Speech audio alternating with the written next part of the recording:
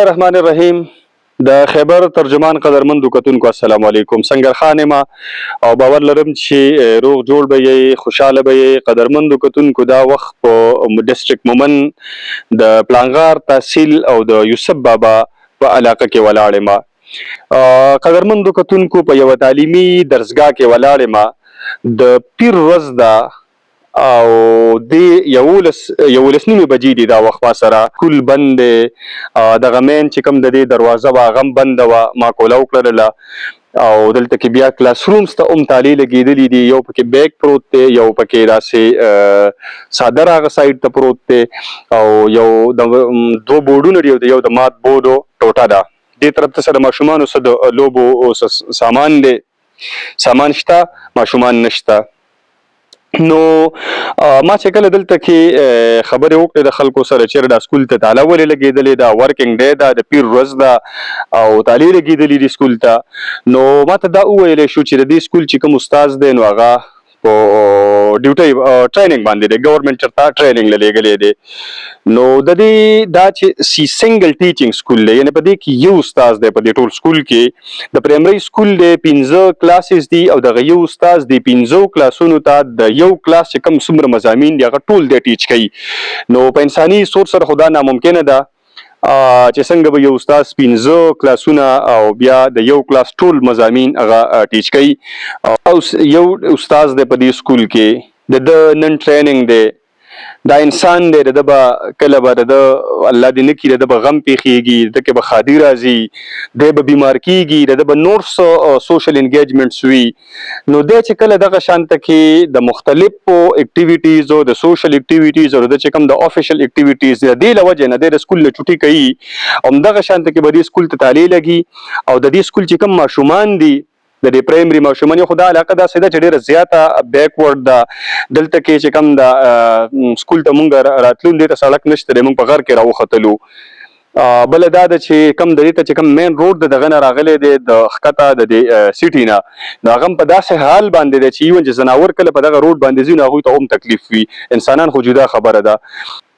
خلک بیا په دې خلکو باندې، په دې قبایلو باندې او په دې په غر کې په اوسیدونکو خلکو باندې دا الزام لګي چې یاره دا خلک چې دي نو د انګریزي تعلیم مخالف دي او دوی خپل بچو باندې سبقونه نه وایي او دوی د انګریزي تعلیم ته په لاره کې رکاوټونه جوړوي.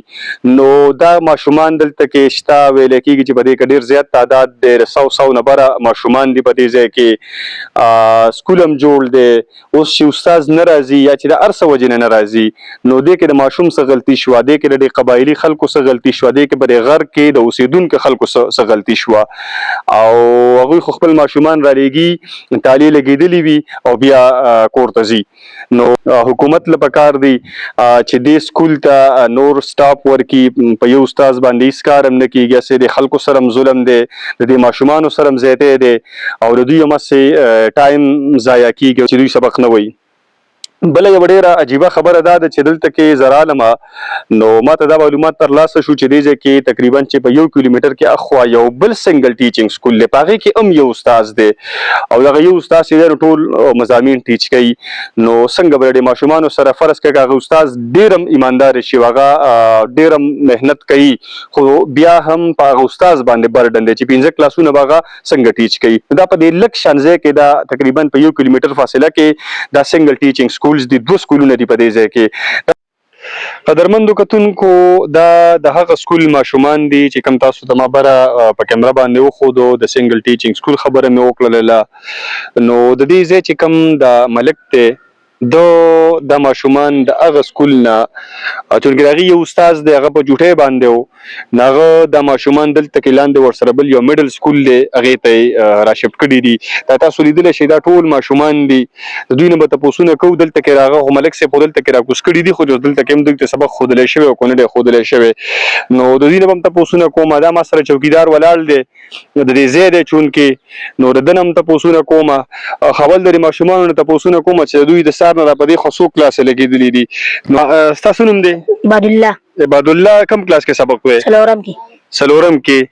او دې ملک صاحب چې دې سکول ته راکوز کړی نو د هغې څو دلته کې دې سکول کې څو کلاسه واخیستل؟ 4 کلاسه. څلور کلاسه کم کلاسونه؟ انګلیش او اردو او ساينس او پښتو. ستاسو نوم دی؟ حضرت عثمان. حضرت عثمان دې سکول کې څو کلاسه واغېستل؟ څلور کلاسه مو واغېستل. دا صرف د څلورم کلاس والا واغېستل که نه د نورو د اول کلاس او دویم کلاس او د دریم کلاس دوی ته څو کلاسه وښودلی شو؟ دوی ته درې او دوی ټول کلاسونه څو دي؟ 15 کلاس. 15 کلاس لري، مطلب 2 کلاسه دوی داسې لاړل.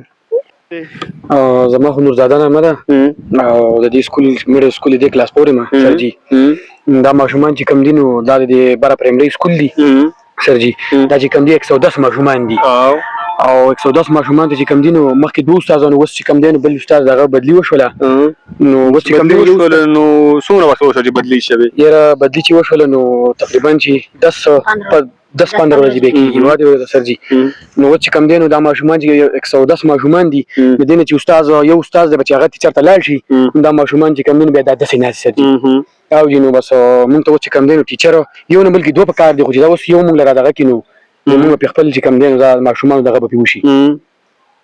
نو وینا شوې ده چاته چې یاره مونږ له بل ټیچر راکړئ؟ یاره سرجي هېڅ هملا نه دي شوي بس همدقسې ماشومان هسې یو استاد هغه ته کولی هم نه شي نو ته رسېدی شي 110 ماشومان ځکه سرجي ډېر ماشومان دي لږ نه دي ډېر ماشومان دي سرجي.